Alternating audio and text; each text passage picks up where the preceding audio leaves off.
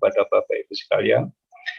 Yang pertama terkait dengan market research, jadi saya ingin menyampaikan beberapa hal. Jadi sebelum saya mulai dari pemaparan saya dari slide pertama, baik kita mulai. Assalamualaikum warahmatullahi wabarakatuh.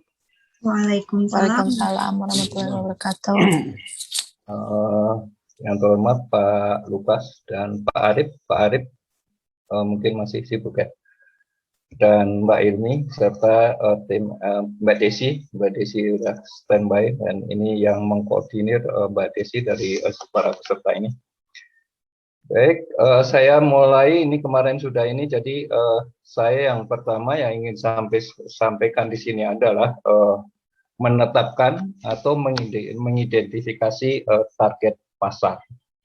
Jadi ini penting, yang pertama yang perlu dilakukan Bapak Ibu sekalian selaku pengusaha tentu harus punya untuk menetapkan target pasar. Dan untuk menetapkan target pasar ini adalah yang diperlukan riset. Jadi ini harus dilakukan riset. Dan riset ini tentunya Bapak Ibu sekalian dalam melakukan riset itu sudah ada rencana untuk melakukan ekspor. Jadi riset ekspor dan riset ekspor ini adalah menjadi kontributor yang terpenting bagi Bapak Ibu sekalian untuk menetapkan pasar internasional. Jadi kalau kita melihat pasar internasional itu adalah pasar dunia. Jadi kalau di dunia itu ada lebih dari 190 negara di dunia dan ini bisa menjadi target pasar dari Bapak Ibu sekalian. Dan untuk bisa mencapai target ini dengan baik, tentunya Bapak Ibu sekalian harus paham dulu mengenai riset pasar. Perlu langkah-langkah yang diperlukan dalam riset pasar ini. Dan di samping itu juga riset ini bisa memberikan gambaran yang jelas. Jadi gambaran yang jelas terkait dengan beberapa faktor seperti faktor politik, faktor ekonomi, faktor budaya, dan ini adalah mempengaruhi operasi Anda dalam menetapkan pasar atau target pasar yang ingin dicapai. Dan ini adalah juga riset pasar itu juga merupakan kunci untuk memahami mengenai peluang Bapak Ibu sekalian untuk melakukan ekspor. Dan peluang-peluang ini kalau kita melihat potensial yang ada dari 190 negara lebih itu tentunya banyak sekali pasar-pasar potensial yang bisa menjadi target Bapak Ibu sekalian. Itu.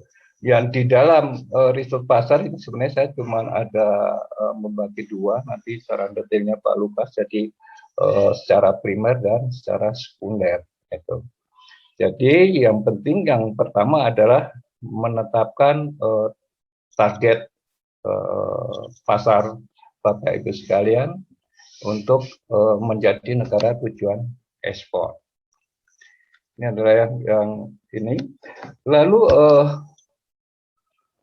untuk mencapai target ini tentunya Bapak Ibu juga harus bisa meluangkan waktu untuk tahu hal-hal yang dilakukan di negara yang menjadi target. Jadi seperti proses untuk menemukan mitra lokal gitu. Jadi saya ulangi bahwa yang pertama untuk menetapkan target pasar itu perlu dilakukan riset, dan riset ini tentunya Bapak Ibu bisa meluangkan waktu untuk melakukan riset di beberapa negara pasar potensial yang ada di dunia ini, di pasar internasional. Oke, kita berlanjut yang kedua. Maaf Pak Ponirin, ini Pak, karena tulisannya kecil, mungkin boleh di slideshow-nya dinyalain Pak? Apanya Mbak? Slideshow-nya dinyalain, jadi Bapak di sebelah yang tombol zoom itu, kanan bawah Pak? Kanan bawah? Nah, itu di bawah Itu kan ada angka 86%, di sebelah kirinya diklik aja, Pak. Ini. Sebelah kirinya. Ini. Ini. Yang paling ini. satu. Nah, iya betul, Pak. Oke. Ya. Kelihatan ya? Ya, lebih kelihatan, Pak. Oke. Baik, jadi untuk lanjut. Jadi di dalam menetapkan riset pasar ini saya di sini akan ada 3 tahap yang perlu dilalui oleh Bapak Ibu sekalian. Itu tahap pertama itu adalah menyaring pasar potensial. Jadi di sini Bapak Ibu langkah pertama itu adalah pasar potensial market. Itu Bapak Ibu perlu melakukan dan mengumpulkan data serta mengevaluasi data statistik yang ada. Jadi data statistik itu baik itu data produk maupun data total perdagangan ke berbagai negara. Jadi kalau melihat potensial market itu Bapak Ibu harus bisa melihat data statistik ekspor maupun data statistik impor, dilihat di situ. Itu yang pertama. Jadi perlu dilakukan melihat untuk menyaring pasar internasional itu perlu mengumpulkan data-data statistik data perdagangan yang diperlukan dalam rangka menetapkan target market. Yang kedua itu juga harus bisa mengidentifikasi. Jadi setelah melihat data statistik dunia itu bisa di ranking importer terbesar maupun eksportir terbesar, baru nanti Bapak Ibu sekalian bisa menetapkan pasar di ranking di situ. Jadi diidentifikasi. Jadi paling enggak Bapak Ibu sekalian itu melihat dari data-data statistik yang ada itu di ranking sesuai dengan negara-negara. Jadi bisa dilihat mulai dari melihat trennya, jadi trennya dilihat 3 atau 5 tahun terakhir itu dihitung apakah negara importir yang menjadi sasaran Bapak Ibu sekalian itu mengalami peningkatan atau tidak. Itu.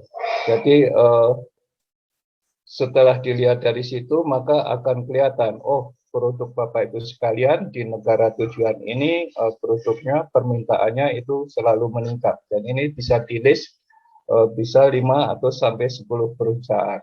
Ini yang kita lakukan. Dan yang selanjutnya itu adalah melakukan penelitian untuk memilih pasar yang berkembang atau lebih kecil. Jadi perlu diklasifikasi. Jadi di sini bisa melihat pasar tradisional yang pasar-pasar besar atau pasar non tradisional. Pasar non tradisional seperti Eropa Timur, Afrika, lalu Asia Selatan dan seterusnya. Jadi nanti bisa diklasifikasi untuk melakukan target pasar ini. Dan selanjutnya adalah untuk menetapkan 3 hingga 5 pasar yang paling menjanjikan untuk dilakukan penelitian lebih lanjut. Jadi setelah Bapak Ibu sekalian lihat data statistik ekspor impor dunia, menetapkan 5 sampai 10 pasar target tujuan yang tentunya yang produk Bapak Ibu sekalian permintaannya di situ, lalu melihat tren pertumbuhannya di negara tujuan. Jadi akan kelihatan trennya selama 3 atau 5 tahun terakhir itu mengalami peningkatan atau tidak. Itu. Lalu setelah itu baru bisa ditargetkan pasar yang menjanjikan untuk produk Bapak Ibu sekalian. Lalu langkah kedua itu adalah menilai pasar. Jadi untuk menilai pasar, Bapak Ibu sekalian bisa melihat tren yang dapat mempengaruhi permintaan produk. Itu setelah dilihat tren mengenai pertumbuhan dari impor di negara tujuan yang ingin dicapai oleh Bapak Ibu sekalian, maka perlu dipelajari komposisinya, jadi domestik maupun internasionalnya.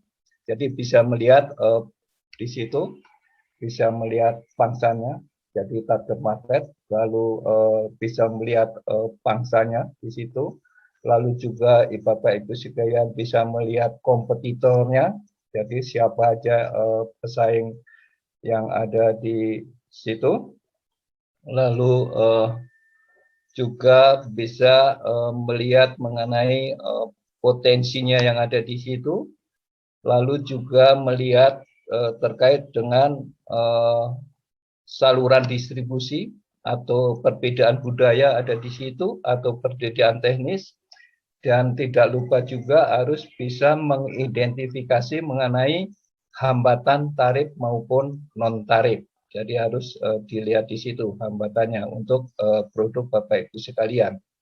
Setelah dilihat mulai dari target tadi, bisa melihat kompetitornya atau pesaingnya, lalu bisa melihat dari saluran distribusi yang ada di negara tujuan ekspor, lalu melihat juga terkait dengan hambatan tarif maupun non tarif, itu juga harus perlu diketahui.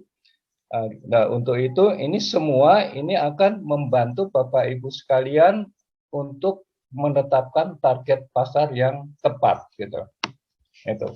Jadi yang pertama, Bapak Ibu sekalian punya target pasar, kedua bisa melihat kompetitornya, yang ketiga Bapak Ibu sekalian bisa melihat hambatan tarif dan non tarif di situ, yang selanjutnya lalu lihat distribusinya, lalu culture-nya, perbedaan culture ini juga perlu, jadi kita mesti paham budaya di negara tujuan ekspor, dan setelah itu baru kita meneliti potensi yang potensi di negara itu, lalu bisa mempromosikan untuk melakukan ekspor di negara target yang ingin dituju oleh Bapak Ibu sekalian.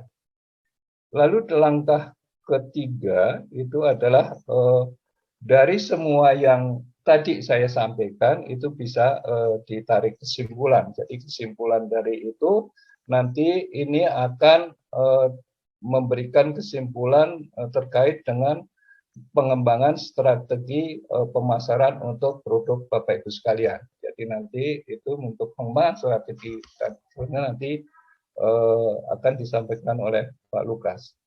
Jadi ini adalah pengalaman-pengalaman yang saya lakukan itu terkait dengan menetapkan target pasar.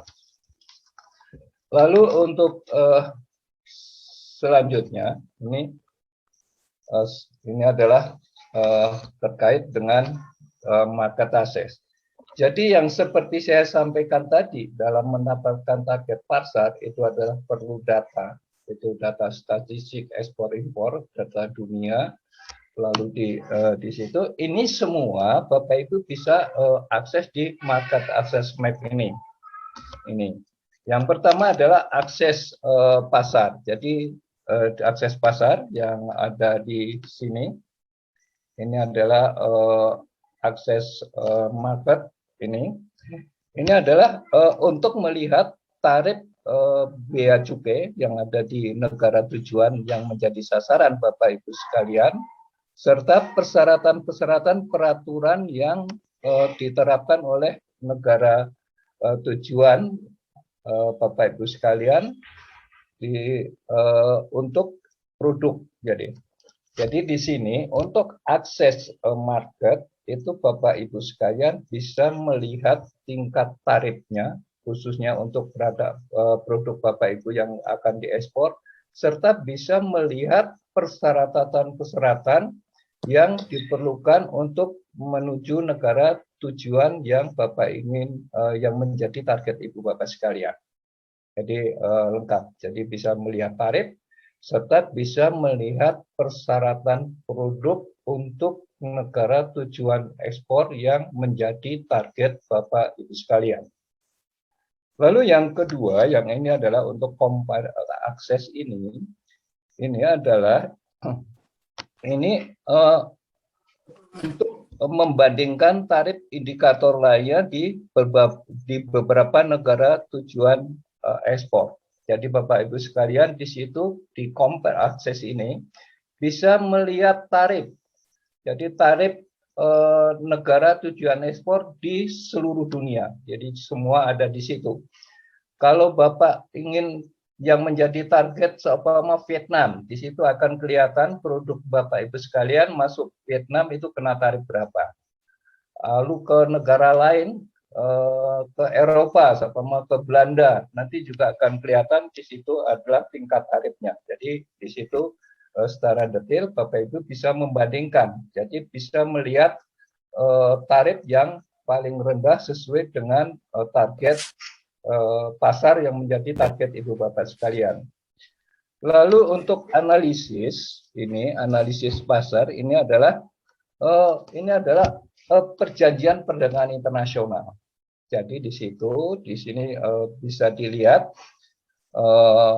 terkait dengan perjanjian perdagangan internasional dan tarif preferensi yang diberikan oleh negara tujuan ekspor, Bapak Ibu sekalian.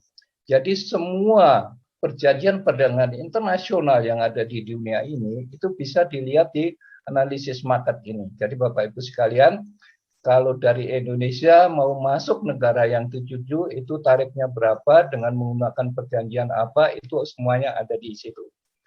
Lalu untuk download data, Bapak Ibu sekalian bisa sepenuhnya mendownload data perdagangan yang ada di dunia. Jadi Indonesia dengan negara mana atau secara total dunia itu bisa. Semua ada di download data ini. Dan ini adalah kuncinya market access, dan data yang di sini yang ditampilkan di market access ini saya melihatnya bahwa di sini update, selalu update. Dan ini saya juga pernah melakukan kontraport cek itu dengan beberapa negara yang dilakukan oleh Bea Cukai maupun catatan statistik yang dilakukan oleh BPS kita dengan Bea Cukai, lalu kita bandingkan dengan data yang ada market access ini tidak jauh berbeda, hampir sama.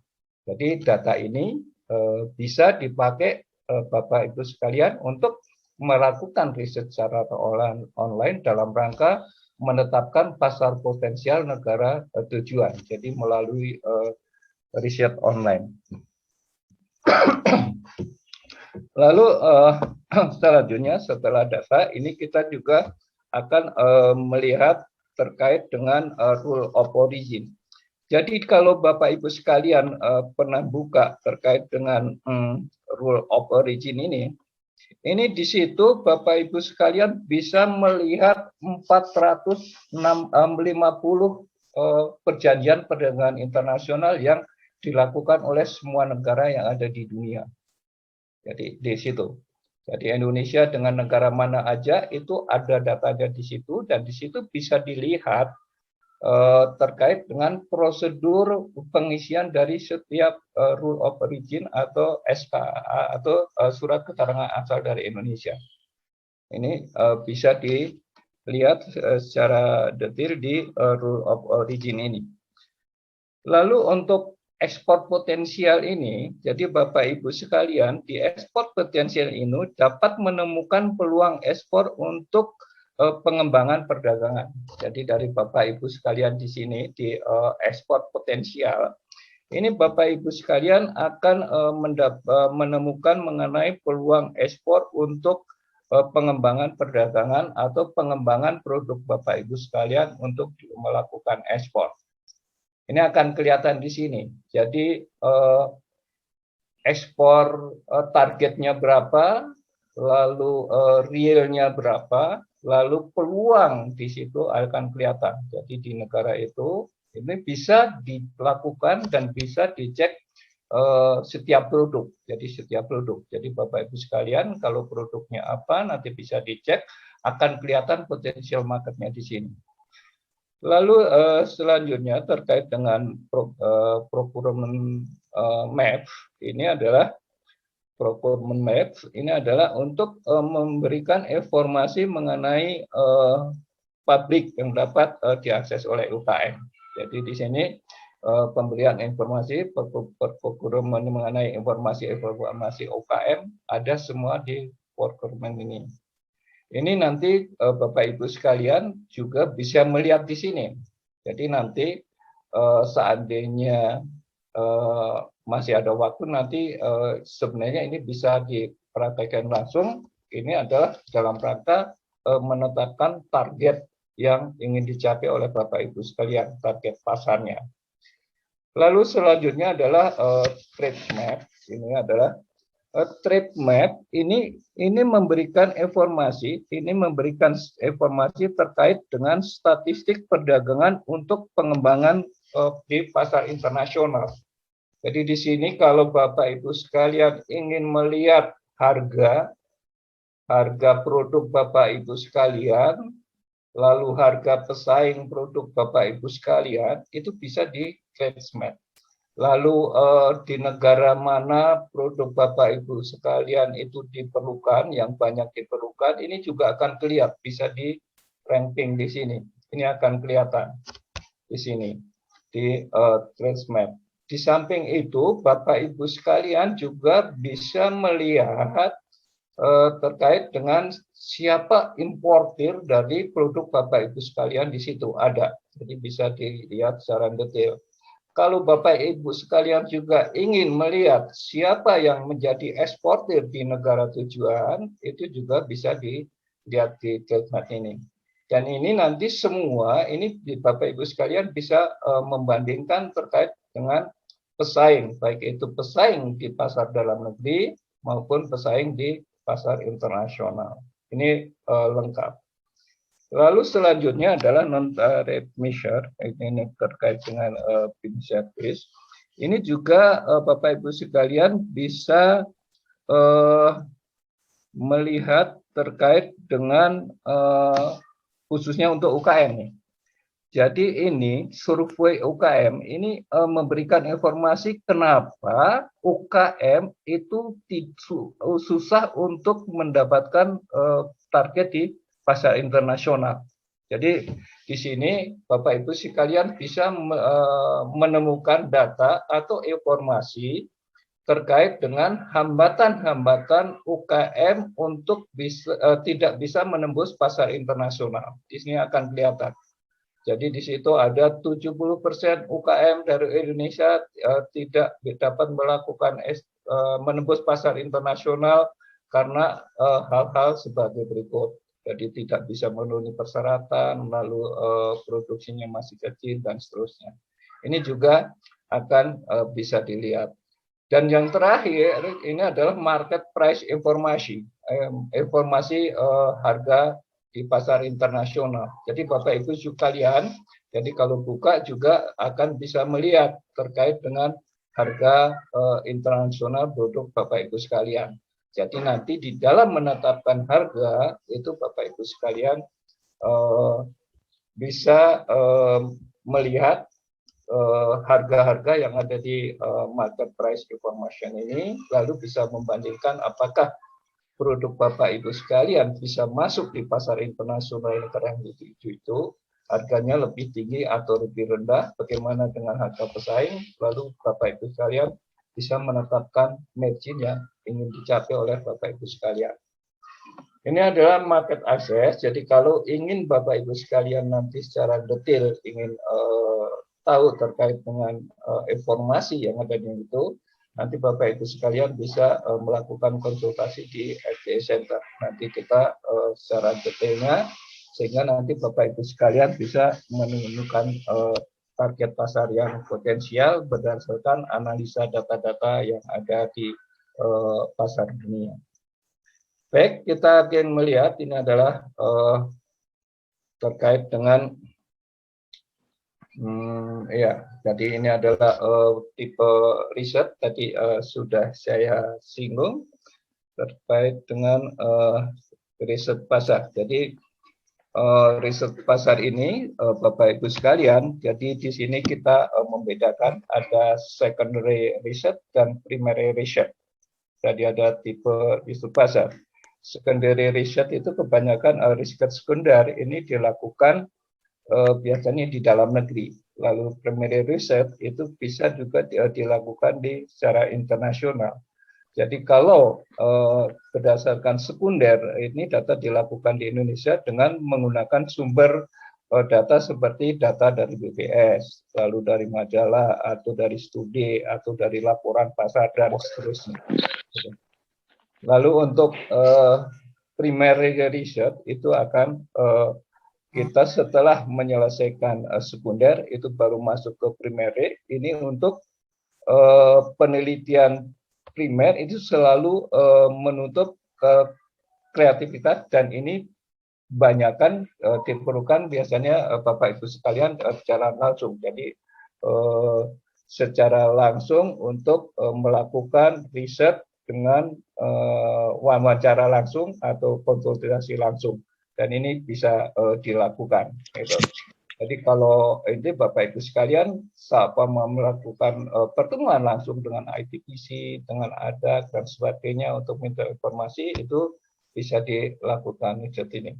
Dan untuk contoh, seumpama ini untuk deskripsi, seumpama kampanye description. Jadi kalau kita melihat ini deskripsi perusahaan, ini tentunya akan memberikan secara singkat tentang perusahaan Bapak Ibu sekalian, itu mulai dari awal, jadi usahanya apa, didirikan kapan, atau pendiriannya dengan menggunakan atau pendirian, sudah disahkan dengan badan hukum melalui Kemenhukam dan seterusnya. Lalu yang kedua itu adalah objektif. Objektif ini adalah tujuan. Jadi dari Bapak Ibu sekalian itu dalam mendirikan perusahaan ini. Lalu sebagai contoh lain adalah produk atau jasa. Jadi untuk produk dan jasa ini Bapak Ibu sekalian juga harus bisa menjelaskan terkait dengan keterangan produk. Produk dibuat apa, dibungkus dengan apa, beratnya berapa, lalu kandungan proteinnya berapa, dan seterusnya. Ini adalah jadi dari sampel-sampel ini Bapak juga harus bisa memberikan penjelasan terkait dengan produk Bapak Ibu sekalian yang ingin diekspor. Dan untuk pertanyaan itu mengenai penelitian sekunder ini yang perlu dilakukan, ini agar dapat dilakukan dengan lebih baik dan jelas, ini perlu Bapak Ibu sekalian melakukan pertemuan langsung, komunikasi langsung, atau melakukan kunjungan dan seterusnya. Dan ini adalah beberapa online yang Bapak Ibu sekalian bisa pelajari, baik itu P2P network atau hak akses dan lain sebagainya. Ini semua ini bisa dilakukan secara online, daftar-daftar dari Bapak Ibu sekalian dalam rangka mengembangkan produk Bapak Ibu sekalian untuk mencapai target di pasar internasional. Baik, ini kita akan melihat jadi terkait dengan ini. Ini adalah yang sudah memberikan. Jadi dari awal saya menyampaikan bahwa saya tidak detail terkait dengan materi riset. Nanti ada ahlinya Pak Lukas. Dan ini yang saya sampaikan ini sebenarnya success story yang kita lakukan. Jadi secara detailnya itu nanti bisa konsultasi di FTE Center. Yang pertama adalah terkait dengan ini customer success story. Ini kebetulan sudah dilakukan di Sapsapilya Nursery. Ini adalah perusahaan yang ada di Cianjur, Cipanas. Jadi dia punya moto. Jadi motonya dia ini adalah muda, inovatif, dan kreatif. Jadi ini memang perlu. Jadi kalau kita ingin punya target, ingin punya mengembangkan usaha sampai tingkat internasional, kita harus punya inovatif dan kreatif.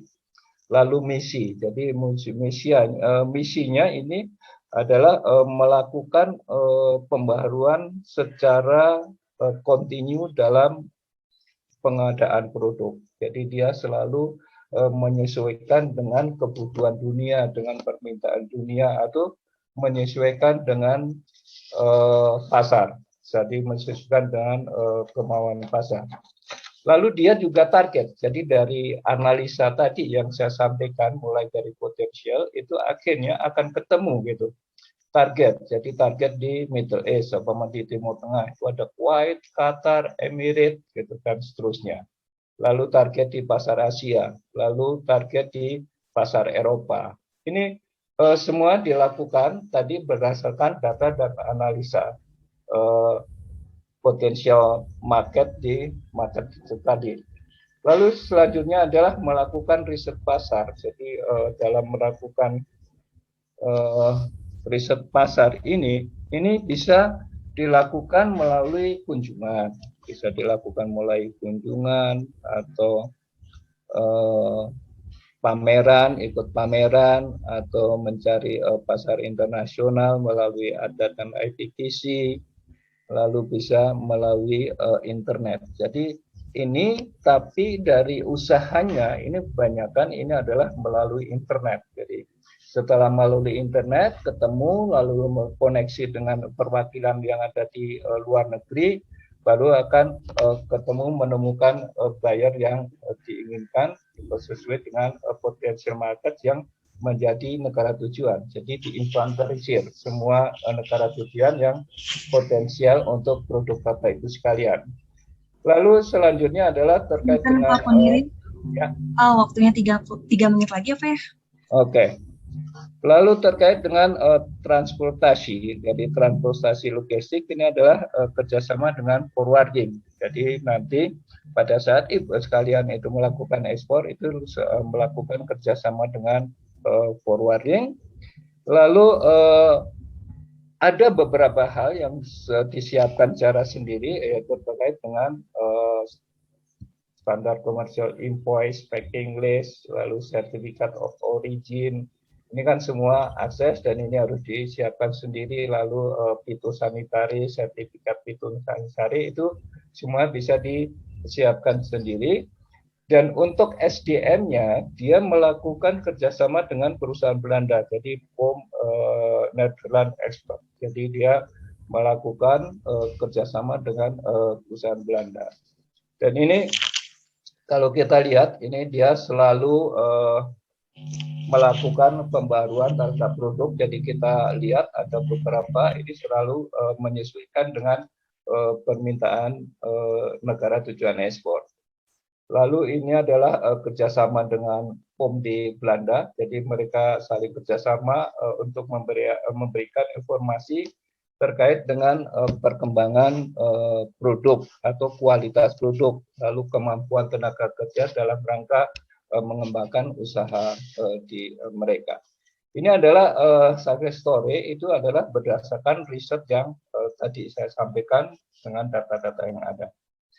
Lalu ada beberapa ini adalah terkait dengan profiling. Ini adalah dalam membuat profil pasar potensial. Jadi dalam membuat profil potensial itu terkait dengan jenis pasar. Apakah itu jenis pasar? Jadi pasar yang sepenuhnya berkembang. Lalu kita klasifikasi pasar berkembang dengan pertumbuhan yang besar. Lalu pasar yang berkembang dengan pertumbuhan marginal. Ini juga harus diklasifikasi. Yang kedua, ini adalah terkait dengan gambaran di negara yang ingin dituju. Jadi pemerintah seperti apa, politiknya seperti apa, lalu hubungan dengan Indonesia itu seperti apa, apakah sudah ada perjanjian dengan Indonesia atau belum. Lalu economic highlight itu terkait dengan ekonomi domestik, jadi tren.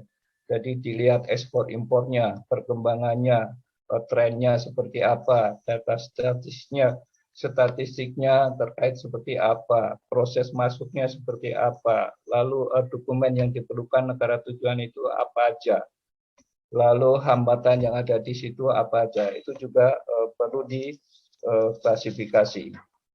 Lalu terkait dengan business information. Jadi kalau business information kita melihat mata uang yang digunakan seperti apa, lalu perbedaan kerangka hukumnya seperti apa, lalu pengadaan pemerintah, hubungan kerja, jam kerja, dan seterusnya. Lalu ada partnering option list. Jadi kalau di partnering option list ini adalah perusahaan Indonesia yang berbasis di negara tujuan atau yang menjadi target ekspor Bapak Ibu sekalian. Jadi apakah ada investasi orang Indonesia yang sudah investasi di negara tujuan tadi yang menjadi target. Kalau sudah melakukan itu, apakah bisa melakukan kerjasama atau tidak? Atau sebaliknya, jadi negara yang sudah menjadi target, sudah ada orang dari negara itu yang investasi di Indonesia atau tidak. Itu juga bisa menjadi target untuk melakukan hubungan kerjasama. Lalu terkait dengan culture, jadi ini juga perlu Bapak Ibu sekalian, itu apakah dalam salam, bentuk sapaan, itu juga perlu diketahui. Jadi sifat-sifat dari negara yang ingin dituju itu budayanya kita harus diketahui. Jadi kalau geleng kepala orang India itu bukan berarti tidak kalau di India, tapi itu bisa ya gitu. Jadi kadang-kadang yang hal-hal yang sekecil itu ya juga perlu kita ketahui. Lalu itu adalah culture, dan yang terakhir ada travel. Travel ini juga kita harus mengetahui untuk perjalanan, gambaran perjalanan, visa. Apakah kalau kita melakukan kunjungan perlu surat dari negara yang ingin kita tuju atau tidak? Karena kalau kita ingin masuk di negara yang ingin kita tuju ke Timur Tengah, itu kalau kunjungan bisnis itu harus ada surat dari kadin mereka, harus ada surat dari mereka. Kalau tidak ada surat, itu kita tidak bisa melakukan kunjungan ke negara itu. Itu mungkin yang saya sampaikan kepada Bapak Ibu sekalian. Ini terkait dengan pengalaman kami dalam melakukan kegiatan ekspor impor. Dan berdasarkan data yang ada, lalu kita evaluasi, lalu kita menetapkan target pasar. Jadi kita 1 sampai 10 pasar yang ingin kita tuju, dan produk kita di situ masih banyak dibutuhkan, lalu bisa melihat potensinya dan seterusnya. Jadi dan itu semua bisa dilihat, bisa dievaluasi melalui market access tadi. Mungkin itu Mbak Helmi, jadi nanti kalau ada pertanyaan, kalau seandainya nanti kurang jelas, kita bisa diskusi bagaimana cara memanfaatkan market access ini, dan kalau seandainya ingin jelas lagi, nanti bisa dilanjutkan untuk melakukan konsultasi di FDI Center.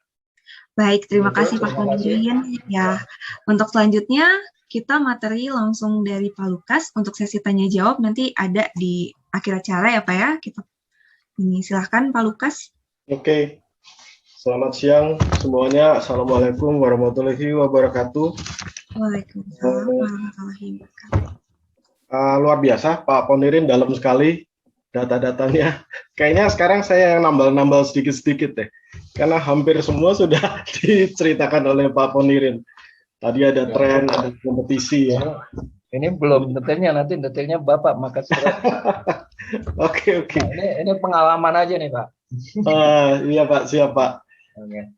Desi, Mbak Desi bisa bantu Pak, bantu Des untuk share materinya ya.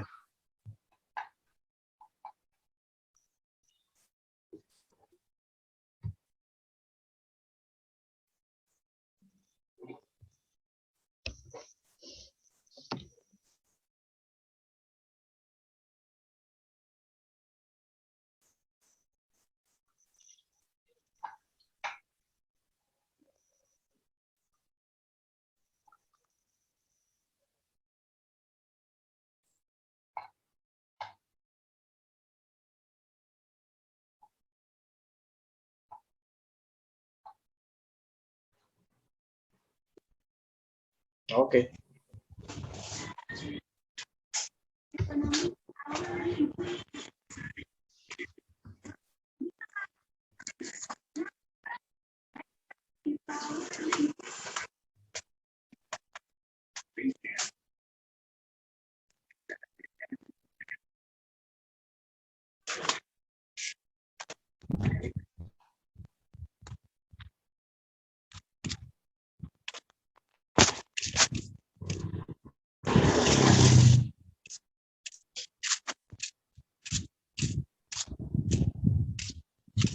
Saya coba dari saya, Pak ya. Oke. Sudah muncul kan, Pak? Oke, muncul. Boleh next slide.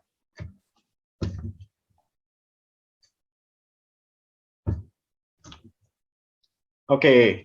Nah, Agenda hari ini dari saya, materinya adalah mengenai market size, trends, competition, target segment, dan product value ya. Untuk market size, itu kita perlu mengetahui berapa besar nilai pasar di negara tujuan ekspor, atau yang biasa kita sebut dengan NTE atau NTE ya. Apakah besar atau kecil, lalu bagaimana growth-nya. Ya, ini menjadi dasar untuk kita semua untuk melakukan ekspor, karena kita kan ingin tahu pasar di negara itu bagus atau tidak. Lalu growth-nya bagaimana. Yang kedua soal tren. Tren atau fenomena perubahan ini perlu kita waspadai, karena biasanya nantinya berimpact pada investasi kita di negara tersebut.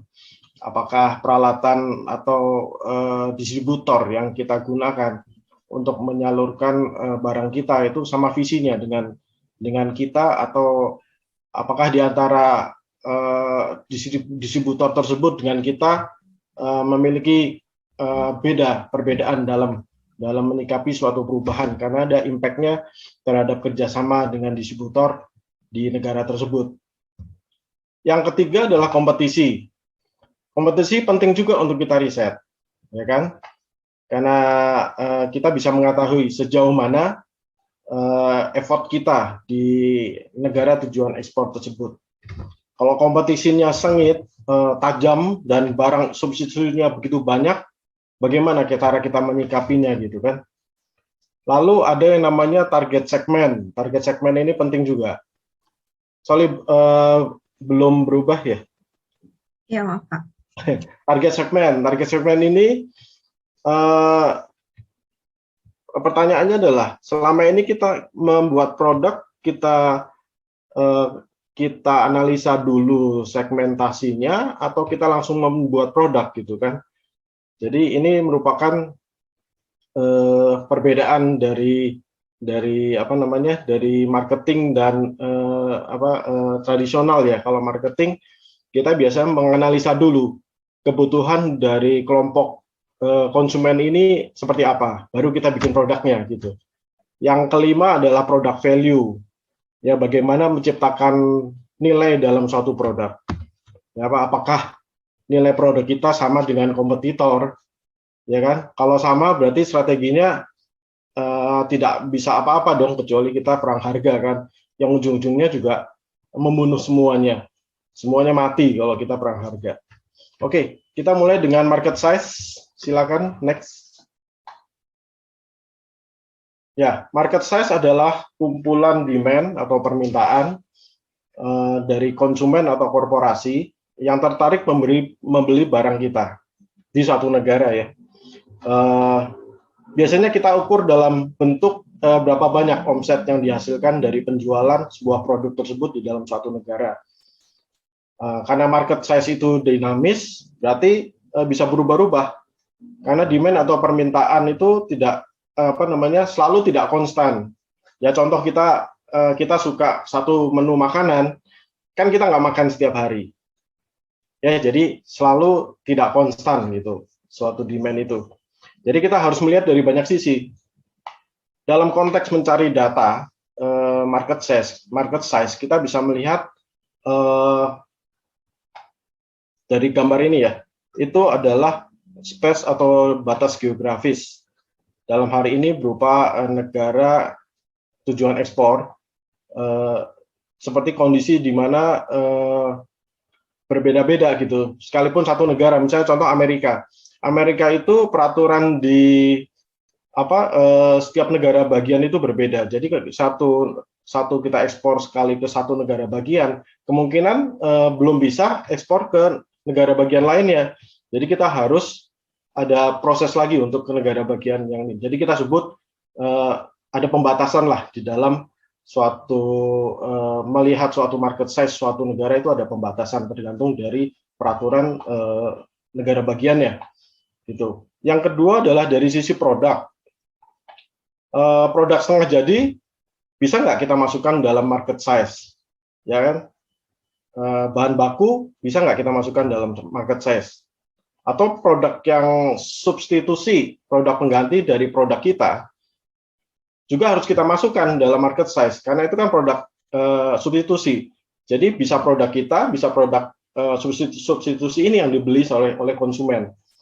Ya, lalu secara waktu, karena produk itu juga berkembang, dia dibeli masyarakat, lalu karena masyarakat melihat bahwa produknya itu bagus, ya dia akan beli lagi. Jadi ada frekuensi pembelian yang lebih sering sehingga produknya bisa berkembang.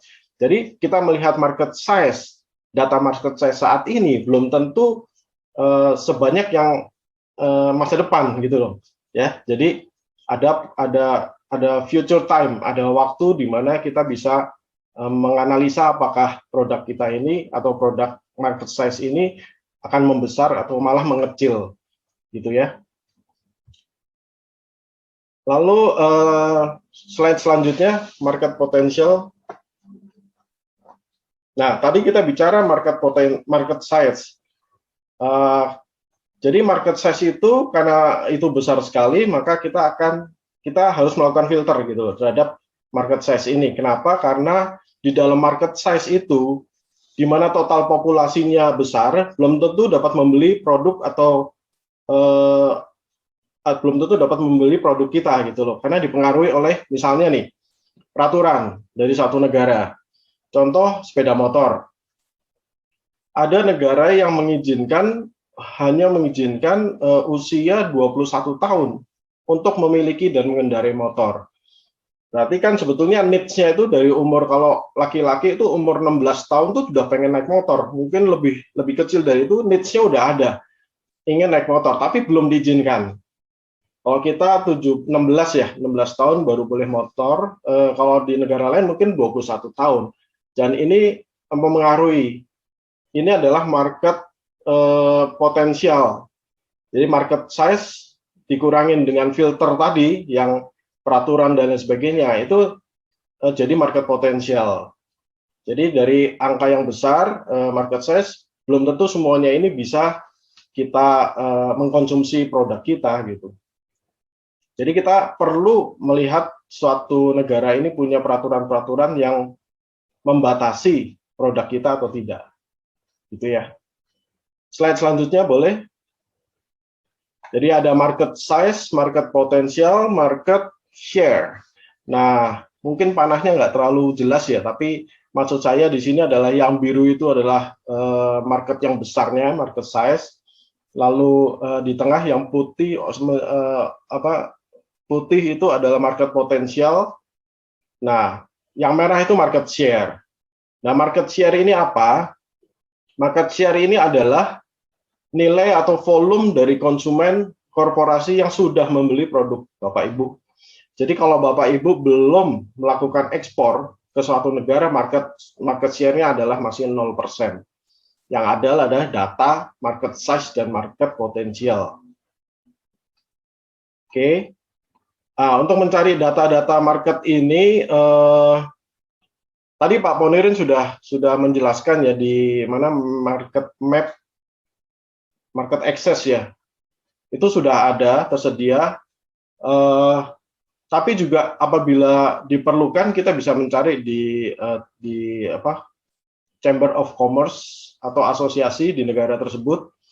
Di ITPC juga dan perwakilan perdagangan tadi sudah disebutkan juga oleh Pak Ponirin ya. Nah, market size juga kita bisa lihat di aplikasi sebetulnya. Dari FB Insight itu kita bisa melihat data-data geografis dan demografi pengguna produk kita, jumlahnya berapa gitu kan ketahuan ya. Lalu ada suatu aplikasi yang baru dan saya nggak tahu ya, saya baru lihat soalnya, baru 6 bulan ini saya perhatikan, namanya Jungle Scout. Jungle Scout itu aplikasi dari Amazon. Kita bisa melihat suatu produk itu terjual berapa di 1 bulan dan berapa orang yang mencari produk itu. Nah, itu juga kita bisa anggap itu sebagai market potensial karena kalau kita punya produk yang sama, itu sebenarnya juga adalah target market kita di situ. Tinggal masalahnya kan produknya sama, tinggal masalahnya gimana kita mempromosikan produk ini supaya bisa terjual gitu. Oke, next slide.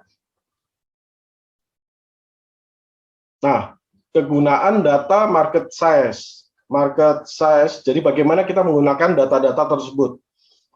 Jadi Pak Arief kan sudah menginfokan bahwa minggu lalu ya, kalau nggak salah itu kalau kita mau mancing uang besar, ya kan kita mau omset besar ya, kita mau mancing uang besar, kita bilang begitulah. Kita juga harus menggunakan suatu investasi yang besar juga, yang cukup lah. Jadi bukan uang seadanya gitu ya, uang seadanya, modal kecil, tapi mengambil untung sebesar-besarnya, itu nggak akan bisa. Nggak pernah kejadian seperti itu kalau di yang saya alami sepanjang saya bekerja atau berusaha, itu rasanya nggak pernah terjadi gitu ya. Jadi bukan berarti kita seperti itu, tapi juga bukan berarti bahwa kita mengambil risiko besar dengan investasi besar. Itu bukan gitu maksudnya. Jadi yang kami maksudkan adalah bagaimana investasi ini keluarkan secara terukur, ya kan? Jadi nanti kalau udah terjual, udah melakukan penjualan, baru kita melakukan efisiensi sehingga profitnya naik lagi. Jadi investasi besar nanti akan bisa kembali gitu kan ceritanya. Konsep ekonomi kan begitu. Investasi terukur itu adalah jawaban dari nilai market size. Jadi kalau investasinya misalnya jumlahnya 1.000 gitu ya, maka nilai investasi 10 kan jadi kecil, ya kan? Jadi itu maksudnya dari kita melihat market size, itu kita tahu berapa banyak investasi yang harus kita keluarkan, gitu kan? Jadi investasi juga yang terukur itu, investasi terukur akan menentukan strategi-strategi mana yang akan dilakukan. Apakah mencari segmen yang tepat, jumlah kelompok target, atau strategi generiknya apa? Strategi generik kan berarti mau kalau di marketing itu mau diferensiasi atau mau low cost gitu kan. Oke, next. Nah, ini contoh supply market for product imported by USA. Ini yang diimpor oleh Amerika. Kalau nggak salah produknya fresh coconut ya. Jadi senilai 48.248.000. 48.248.000 US dollar, itu udah miliaran kalau kita rupiahkan. Jadi kalau kita nggak berhasil mendapatkan data yang tidak berhasil mendapatkan data yang pasti, nggak apa-apa pakai data ini aja gitu loh. Toh data ini kan nilainya miliaran. Bapak melakukan investasi atau Bapak Ibu melakukan investasi sebesar 1% aja dari data ini kan juga belum gitu kan. Jadi ini yang kita ambil data yang real aja, karena Bapak Ibu nanti juga akan menginvestasikan uang yang real kan. Jadi kita ambil data real bahwa ini memang benar ada market potensial yang bisa dijadikan pola gitu, dijadikan tujuan gitu kan. Oke, lalu boleh di selanjutnya, slide selanjutnya. Nah, ini juga produknya kalau nggak salah beras. Contoh nih, Iran yang menarik. Ada kira-kira 23 triliun dalam 1 tahun. Ya, kalau ini kalau ini bisa kita jadikan target gitu kan nilainya jadi besar sekali. Kalau Bapak Ibu sekarang baru menginvestasikan kira-kira katakanlah 10 juta untuk melakukan bisnis ekspor gitu loh, mau mengekspor beras gitu kan kelihatan sekali jomplang. Kalau gapnya kan besar sekali gitu. Jadi maksudnya Pak Arief itu, jadi kalau kita mau mengejar suatu omset yang tinggi, mungkin kita harus melakukan suatu investasi yang lebih lebih besar gitu kan. Silakan next. Nah, betul kata Pak Ponirin tadi bahwa negara target itu negara-negara target ekspor perlu kita riset dengan sungguh-sungguh ya. Contoh ini adalah negara-negara FTA atau negara-negara yang sudah memiliki perjanjian dengan Indonesia. Kenapa FTA? Karena dengan kita melakukan bisnis dengan negara-negara yang sudah memiliki perjanjian FTA dengan Indonesia, kita akan mendapatkan banyak poin-poin yang menguntungkan kita. Contoh misalnya tarif tadi yang sudah diinfokan oleh Pak Ponirin dan yang kebijakan-kebijakan yang sifatnya non tarif. Silakan selanjutnya. Jadi selain dengan negara yang punya perjanjian langsung dengan Indonesia, kita juga sebagai negara yang menjadi anggota ASEAN, kita juga bisa menggunakan kerjasama regional ini dengan beberapa negara, contoh dengan China, Jepang, India, Korea, Australia, Hong Kong, dan lain sebagainya. Nah ini yang sudah punya kerjasama dengan ASEAN. Gitu ya. Silakan next. Nah, tadi kita bahas market size. Sekarang kita mulai dengan tren. Nah, yang paling terasa adalah sebetulnya digital trend ya. Jadi kalau kita lihat sampai hari ini itu ada sekitar 7,85 miliar populasi penduduk dunia. Dari jumlah tersebut 5,27 miliar atau sekitar 67%-nya itu sudah menggunakan handphone. Dan dari jumlah populasi itu sebesar 4,72 atau 60%-nya itu sudah menggunakan internet. Jadi yang menarik adalah dari populasi dunia sejumlah 55% atau 4,3 itu paling kanan ini ya, itu sudah menggunakan sosial media. Ya, jadi data ini juga bulan April 2021, jadi data ini masih baru sekali. Oke, next slide. Nah, dari data global internet ini adalah pengguna internet yang 4,72 miliar itu 92,3% yang menggunakan handphone untuk mengakses internet. Nah, ini orang-orang yang mobile dan sangat dipengaruhi oleh sosial media, karena siapa yang tidak menggunakan sosial media kalau kita menggunakan handphone gitu kan. Oke, next. Sosial media most used. Nah, ini dia. Saat ini yang paling banyak digunakan adalah peringkat teratas Facebook. Peringkat kedua YouTube. Dan peringkat ketiga WhatsApp. Jumlahnya sekitar masing-masing sekitar 2 miliaran ya. Jadi yang paling tinggi adalah 2,7 miliar itu di FB. Lalu paling rendah itu kalau kita sebut 3 teratas tadi, WhatsApp-nya itu 2 miliar. Jadi kalau kita pakai WhatsApp, sebenarnya kita udah connected to 2 miliar orang gitu loh. Populasinya udah sangat besar. Oke, next. Nah, ini user overlaps. Jadi, selain memiliki aplikasi lain, mereka yang disurvei ini masih memiliki aplikasi yang terbanyak, yaitu jadi selain punya aplikasi lain, dia juga punya aplikasi FB, YouTube, dan Instagram gitu. Nah, ini pembuktian dari slide sebelumnya bahwa YouTube dan Facebook itu sebagai aplikasi yang paling sering digunakan di dunia. Oke, next.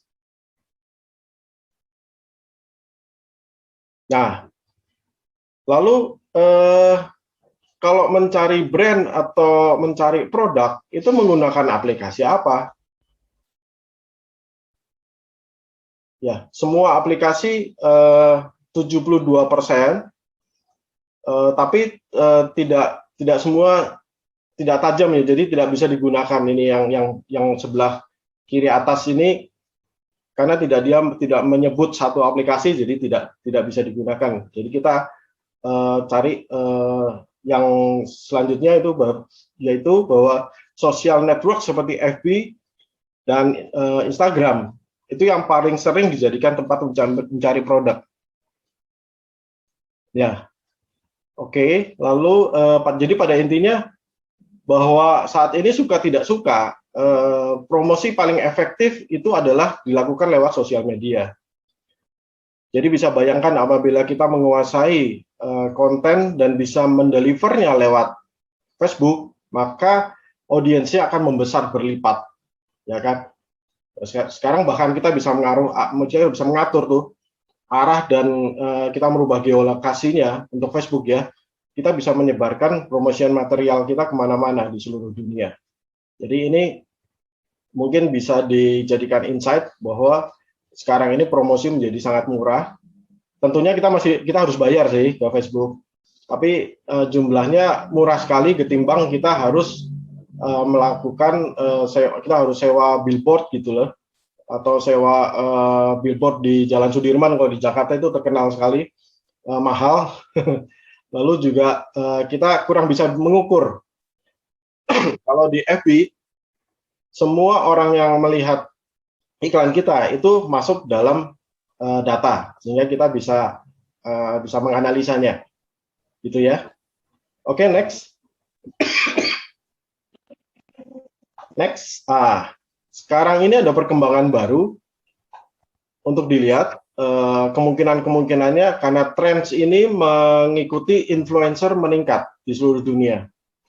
Dari pembahasan beberapa webinar yang saya pernah ikuti ya tentang sosial media, memang sudah mengarah pada penggunaan influencer atau yang kita kenal dengan endorsement sebagai sarana baru untuk saluran promosi. Oke, next slide. Nah, selain 5,27 miliar tadi populasi dunia yang sudah menggunakan handphone, ternyata masih ada sekitar 3 miliar yang belum sama sekali tersentuh. Itu contoh paling besar di Afrika Barat, Afrika Timur, Asia Selatan, Asia Timur, Asia Tenggara juga masih ada itu. Jadi di negara ini kemungkinan masih melakukan cara promosi secara konvensional. Jadi kita harus ingat bahwa ke negara-negara tersebut kita mungkin harus berimbang lah ya, harus kita mix antara yang above the line, below the line itu dengan sosial medianya. Termasuk sebetulnya kalau kita lihat di sini Asia Tenggara itu ada Indonesia ya, tapi datanya menunjukkan bahwa di situ masih banyak juga populasinya orang yang tidak menggunakan internet gitu. Oke, next.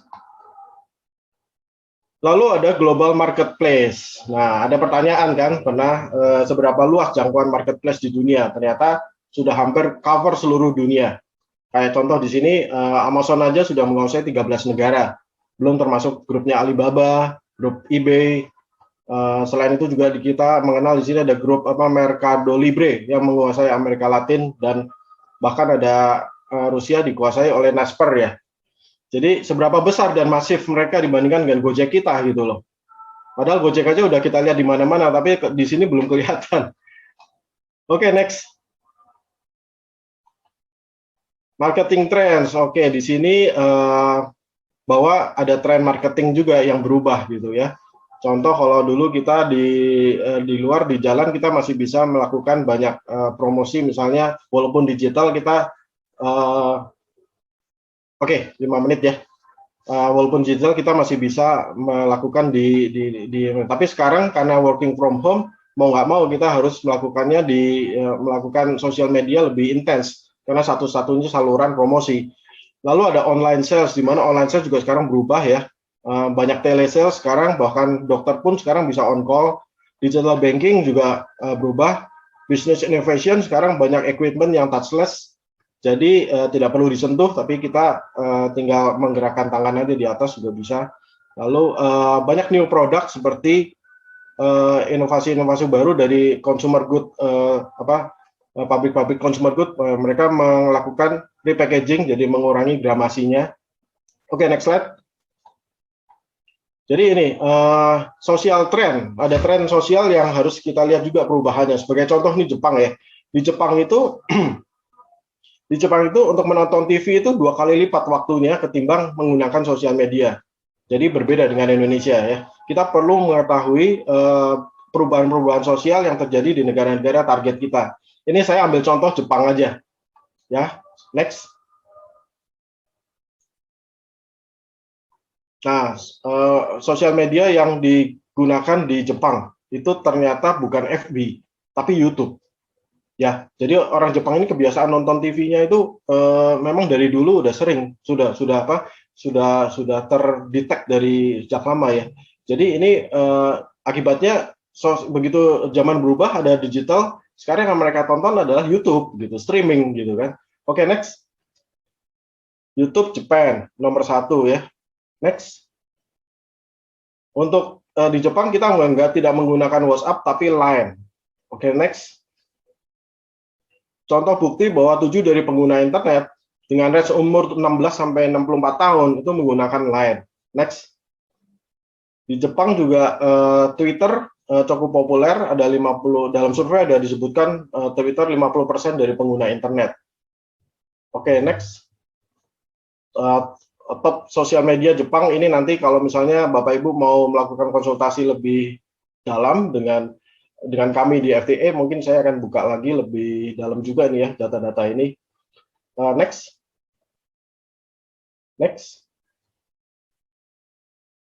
Nah, selain social trend, kita juga bisa menganalisa perkembangan dari bisnis serupa dengan produk kita di negara lain, itu dari tren saham.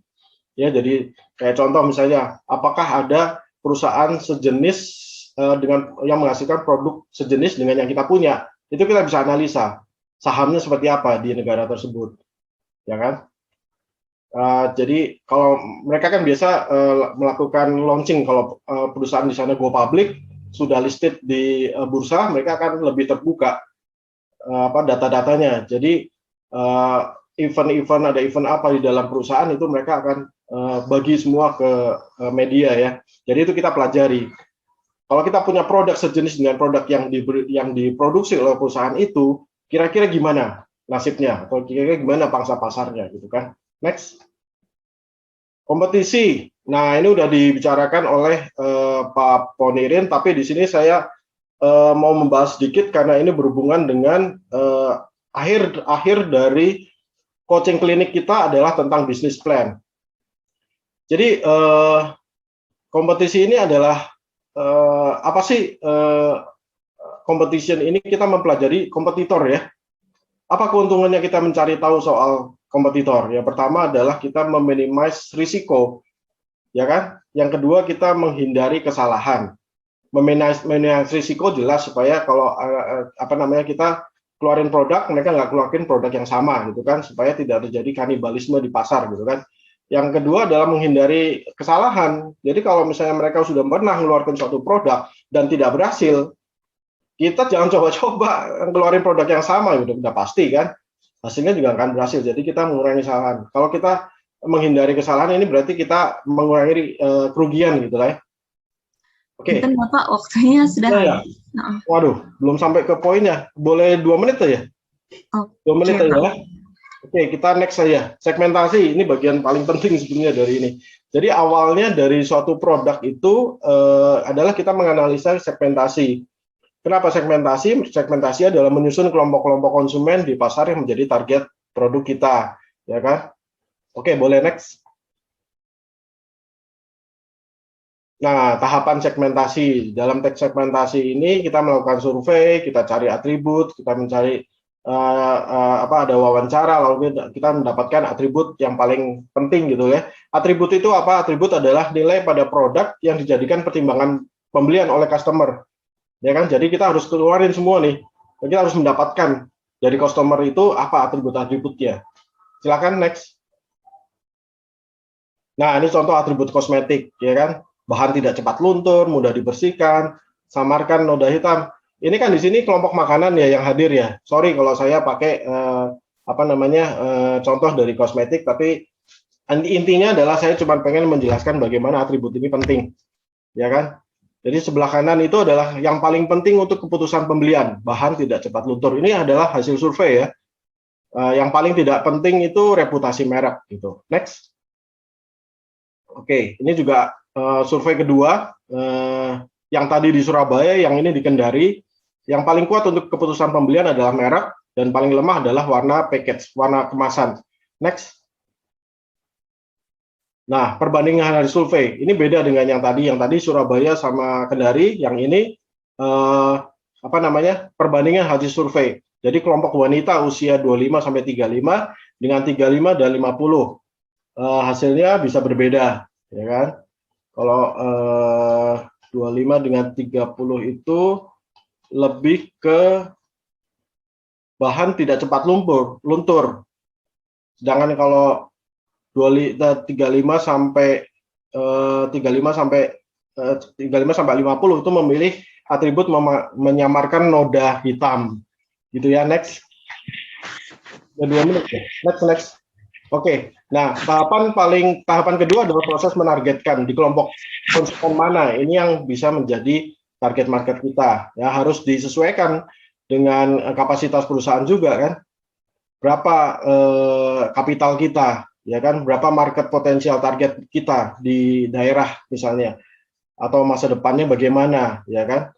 Kalau kita mengejar market tersebut, kapital kita ada atau enggak, gitu kan? Kalau kapital tidak cukup, lalu kita harus menyiapkan apa, gitu kan? Oke, next. 5 pola dalam target marketing segmen ini nanti kita bahas di dalam konsultasi one on one aja. Next. Nah, yang terakhir adalah positioning, ya kan? Positioning adalah proses melengkapi segmentasi dan targeting.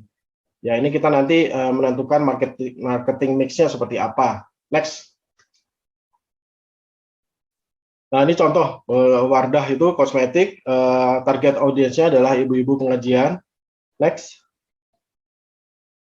Kalau Maybelline, target segmennya wanita muda 25-35 tahun, positioningnya luxury. Next. Ada juga kosmetik organik ternyata. Dan ini ada beberapa merek, semuanya dari Asia. Salah satunya Indonesia adalah Sari Ayu, itu menggunakan merek solusi organik. Jadi kosmetik juga punya value yang berbeda-beda ya. Ternyata sudah dibuat juga ada organiknya gitu. Next. Value creation. Jadi tadi awalnya adalah segmentasi, lalu menjadi atribut, lalu dari atribut kita kembangkan lagi jadi value. Nah, value ini yang populer di 2020 itu adalah seperti ini ya. Ada health sampai ke transparency, traceability, hingga sustainability. Next. Implementasi dari value. Kalau B2B seperti apa, lalu kalau B2C value atribut apa yang lebih cocok gitu ya. Nanti kita bisa bahas di online one on one. Silakan next. Lalu dari value-nya kita lewat mana, ya kan? Kita ngomongin value tapi nggak tahu ujungnya sebenarnya untuk apa gitu kan. Nah, di situ kita bisa lihat lewat produk, nanti di item di variabel mana yang kita bisa lakukan. Promosi bagaimana, lalu di kontennya seperti apa. Next. Nah, ini penting, product life cycle. Jadi product life cycle adalah siklus hidup suatu produk. Ya kan, tadi kan kita modelir, kita meng-create produk kan. Nah, siklus hidup satu produk. Ada tahapan di dalam suatu produk ya, yaitu ada pengenalan, ada growth, ada maturity, ada decline. Next. Nah, ini intinya gini, produk itu yang Bapak Ibu sekarang punya itu tidak bisa hidup selamanya. Ya, nggak ada produk yang bisa hidup selamanya lah. Setiap produk pasti ada saatnya itu konsumen bosan atau sudah nggak relevan lagi produk Bapak Ibu. Nah, untuk itu pasti pada proses di mana ada tahapan decline. Nah, untuk itu saya sangat menganjurkan Bapak Ibu untuk bisa mempelajari market research ini demi supaya Bapak Ibu bisa membuat produk banyak gitu. Jadi dari mana sih? Ya dari tadi itu yang atribut-atribut itu dikembangkan jadi value. Nah, setelah dari value dia bisa jadi satu produk baru gitu. Ini gambar product life cycle ini adalah setiap produk itu pasti ada masa turun. Dan pada saat masa maturity di mana profit itu sudah nggak ada, maturity itu adalah ada di atas gunung ini nih, ada di atas titik itu. Pada saat itu sebaiknya Bapak Ibu sudah punya produk baru yang masih memberikan profit. Jadi berlanjut terus. Ini kan ada 2 produk nih, ada 2 gambar ada dua kurva, berarti ada dua produk. Terus berlanjut hingga kurva produk ketiga gitu kan. Next. Nah, sampai seperti ini. Ini mungkin nah, ini adalah contoh sustainable product life cycle dari Apple dari tahun 2006 hingga sekarang, makanya tetap survive. Karena apa? Contoh gambar paling atas ya, itu adalah PLC dari product life cycle dari Apple phone dari sejak zamannya 3G sampai 7 plus, ya kan? Mereka juga ada decline pasti, ya kan? Produk internet, apalagi elektronik, handphone ya itu pasti decline-nya begitu dia muncul 3G, 4G, 5G ya pasti decline. Yang tengah adalah gambar iPad tablet, ya kan? Dia punya life cycle-nya lebih panjang gitu ya. Paling bawah adalah MacBook, di mana tahap maturity-nya cukup panjang juga tuh. Jadi tahap di mana mereka tuh nggak dapat untungnya sedikit gitu ya, ternyata panjang sekali, bertahun-tahun dia. Oke, next. Jadi summary-nya adalah produk itu dibuat karena needs dari kelompok konsumen. Jadi bukan dibalik ya. Ada juga ya yang bikin produk dulu baru mikirin penjualannya. Ya kalau menurut saya mungkin perlu di mix lagi sedikit. Jadi bahwa kita melihat dulu dari segmentasi ini kebutuhannya apa. Baru kita bikinkan produk buat mereka, gitu kan. Nah, mencari tahu atribut yang bisa dikembangkan itu harus sesuai dengan kapasitas perusahaan tentunya. Ya, ingat tadi ada poin-poinnya, tapi nanti coba kita bahas lebih deep. Ada supplier, alat, dan lain sebagainya ya. Intinya apa? Jadi kita mau nanti, sekarang kan tahap masih market research, waktunya memang mepet sih. Market research untuk proses selanjutnya, yaitu ada market entry strategi dan business plan, itu memang kita membutuhkan data-data seperti yang tadi sudah diinfokan oleh Pak Ponirin, maupun yang tadi dibahas di awal, yaitu market size gitu ya. Jadi data-data itu, lalu strategi-strategi Bapak Ibu dalam menghadapi pesaing atau di dalam model kompetisi tadi, itu adalah strategi-strategi, dan strategi-strategi itu mengandung cost, ada biaya. Nah, biaya itu harus dimasukkan nanti di business plan supaya kita tahu prediksi berapa omset kita dan berapa loss kita. Jadi kita tahu kalau omset dikurangin cost itu nanti kan jadi profit. Jadi kita tahu juga nanti profit kita punya berapa. Yang mau kita inginkan adalah nanti akan jadi seperti yang sustainable PLC-nya Apple tadi itu loh. Jadi seperti itu nanti continue. Jadi bisnis Bapak Ibu itu jalan terus, tidak cuma satu kali ekspor, tapi berkali-kali ekspor. Nah itu yang kita cari, tantangannya ada di situ. Ya. Oke, dari saya pembahasan market research saya cuma ini aja. Mohon maaf bila terlalu panjang karena saya berusaha memasukkan semua tahapan dalam proses marketing supaya Bapak Ibu bisa memiliki persepsi yang lengkap bagaimana proses marketing hingga di akhir klinik nanti kita bisa membayangkan bisnis plan yang disusun sesuai dengan strategi marketing yang memang direncanain. Jadi strategi kalau yang dulu-dulu kan strategi marketing itu muncul gitu aja gitu. Akibatnya karena bukan dari riset, jadi strategi itu bisa berubah-ubah. Gitu. Namanya strategi kan masa bisa berubah-ubah gitu pertanyaannya kan. Ya, oke, minggu depan kita akan membedah market entry strategi di mana dasarnya adalah market research. Jadi hanya ada beberapa faktor mungkin yang lebih teknis, contoh seperti strategi promosi dan aplikasi-aplikasi lain yang mungkin kita bisa gunakan untuk mencari buyer gitu ya. Demikian dari saya kembalikan ke MC Bu Hilmi. Baik, Pak Lukas. Ya, terima kasih atas penjelasannya. Untuk sekarang kita langsung masuk ke question answer session ya. Tadi ada Pak Effendi yang sempat raise hand. Boleh nih pertanyaannya, boleh untuk langsung ke Pak Ponirin dan Pak Lukas. Atau mungkin ada peserta lain yang mau bertanya misalnya.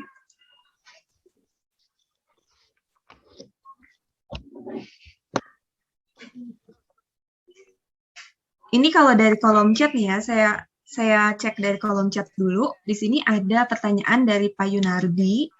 Untuk produk bahan baku, bagaimana penilaian produk life cycle-nya Pak? Apakah juga perlu melakukan inovasi seperti apa gitu? Kalau untuk bahan baku itu gimana life cycle-nya Pak? Gitu. Mungkin ini pertanyaan ke Pak Lukas berarti yang ngomongin STP tadi ya Pak ya? Oke. Ya, produk bahan baku ini kita kalau bahan baku berarti setengah, mungkin jadi setengah jadi ya, atau produk baku yang mendukung suatu produk di pasar gitu kan, produk jadinya seperti apa. Nah, kita melihat dari life cycle produk jadinya. Kalau produk jadinya sudah decline, nah hati-hati. Bapak yang suplai produk bahan baku pasti akan terpengaruh gitu kan. Kecuali kalau produk bahan baku Bapak bisa digunakan untuk bermacam-macam produk jadi. Nah, itu Bapak mesti punya strategi namanya portofolio. Jadi Bapak tidak menaruh semua produk jadi itu di dalam keranjang Bapak. Kalau satu keranjang ini jatuh, pecah semua, ya kan? Bapak juga pecah, habis bisnisnya gitu kan. Tapi Bapak juga harus melakukan portofolio strategi supaya yang satu tutup, yang satu lagi masih bisa menghasilkan, atau yang lain masih bisa menghasilkan gitu. Jadi kuncinya adalah di produk jadinya, Pak. Gitu. Baik, Pak. Ini ada yang raise hand dari Pak Tri Andi, silahkan di-unmute. Oke Pak, selamat sore Pak. Sore Bapak. Ya, saya Triandi Pak dari Riau Pak. Tadi sedikit saya lihat ada tampilan trade map ya untuk mencari buyer ya. Nah, jadi saya juga udah melakukan teknik itu Pak. Sebelum saya kan aslinya basicnya produsen kopra Pak dan turunan kelapa lainnya. Cuman saat ini saya lagi main di lidi. Pasar saya masih India sama Pakistan. Hanya Pak yang jadi kendala waktu saya di kopra kemarin itu sulitnya memang tembusnya ke buyer yang Pak. Di trade map itu semua kontak yang ada di situ sudah saya hubungi. Saya hanya di trade map itu kan tampilannya cuma website sama itu aja kan, sama nomor telepon. Iya. Nah, jadi cara saya salah satunya cara saya menghubungi buyer melalui trade map. Saya klik, saya buka websitenya, saya googling, kan ada tuh kontak us di websitenya, tuh saya kirim email. Tidak ada yang berhasil Pak dari situ Pak. Mungkin tanya saya bisa tolong diarahkan bagaimana kiat-kiatnya supaya kita ya minimal balasan lah dulu Pak dari calon buyer. Itu udah senang sekali rasanya. Oke, baik Pak. Jadi Bapak menggunakan kontak email dari perusahaan tersebut untuk mendekati mereka. Mungkin ada beberapa teknik Pak. Salah satu mungkin saya share di sini. Nextnya yang lain mungkin nanti Bapak bisa kontak saya. Jadi Bapak coba cek di perusahaan itu siapa yang menjadi bagian purchasing atau procurement, ya. Itu bisa kita lihat di LinkedIn. Jadi Bapak tahu nama PT-nya, Bapak cari di Google PTX LinkedIn. Nanti Bapak akan temukan orang-orang yang bekerja di PTX. Nah, orang-orang yang bekerja di PTX ini Bapak follow di LinkedIn, ya. Begitu Bapak follow, nanti kan satu aja orang di PTX ini Bapak follow, maka nanti di samping kanan itu akan terbuka semua orang yang bekerja di PTX. Nanti Bapak cari siapa yang bekerja di bagian procurement atau purchasing. Nah, mulai dari situ Bapak mulai follow dia. Nah, itu satu. Yang kedua adalah jangan terlalu cepat. Ini perusahaan kalau di Western ya, di perusahaan di Eropa, Amerika itu mereka tidak terlalu suka untuk dikejar, ya. Jadi kita perlu ada tahapan lah. Kita mulai dengan greetings dulu, lalu kita mulai dengan men-share artikel-artikel yang kita anggap menarik dan sesuai dengan bisnis kita gitu ya. Lalu kita mengharapkan juga mereka untuk bisa komen gitu kan. Iya. Penting juga kita mengupload konten-konten foto atau video itu juga mempengaruhi mereka. Jadi ada contoh, ada pengalaman di mana saya mencoba membantu ada satu UKM untuk kita kontak dengan CEO-nya satu perusahaan sarung kulit ya di Amerika gitu kan. Nah, sudah ada kontak tuh, sudah ada komen dari dia juga. Jadi kita harus pelan-pelan lah. Intinya dari pengalaman itu saya mengambil kesimpulan bahwa memang kita harus pelan-pelan, kita jangan langsung todong gitu kan. Saya punya barang ini, mau nggak beli gitu nih, gitu lah. Harus ada greetings dulu, pelan-pelan lah. Sama seperti kita mencari pasar di Indonesia juga pasti sama ya. Kita pelan-pelan dulu gitu. Gitu Pak, mungkin menjawab. Oh, oke Pak, siap Pak. Terima kasih Pak. Mungkin saya coba yang pertama tadi itulah Pak dari LinkedIn. Baik Pak Tri. Baik, terima kasih Pak Tri. Silahkan, Ya. ada yang raise hand lagi.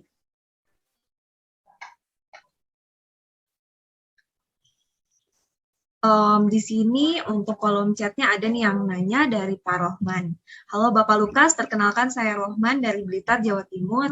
Pertanyaan saya seberapa besar pemanfaatan website untuk mencari buyer? Apakah setiap hari harus membuat artikel?